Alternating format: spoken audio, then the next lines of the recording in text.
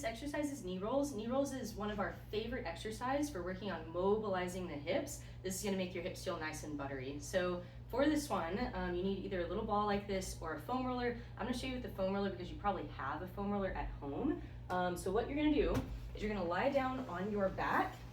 You're gonna get your feet up on a wall, and you can do this either shoes on or barefoot. You don't wanna use socks because socks are gonna slip. And you're gonna get set up at a 90-90 position from the wall. So we've got hips at 90, knees at 90, and then this foam roller is gonna go in between my knees here. From here, I'm gonna take a really big exhale, and I'm gonna let that exhale really sink my ribs down towards the table, and then I'm gonna keep just a little bit of that tension after I'm done with that. So I'm gonna put my hands on my belly so I can feel my ribs moving. Nice big exhale. And I just want to find the end of that exhale. I don't want to squeeze my tummy to make that happen. I just want my abs to do whatever happens at the end of a big exhale. So nice big exhale, I'm keeping a little bit of that tension. And then what I'm doing from here is I'm gonna press my feet into the wall just a tiny bit, and I'm gonna dig my heels down into the ground like I'm digging them down into sand to start to lift my hips up off the table. As I'm doing that, I'm rolling my pelvis off of the table so my back didn't come up in one chunk. I've rolled my pelvis up just a little tiny bit. From here, you should feel the backs of your legs, like your high hamstring, your lower glute sort of holding you in a little bit.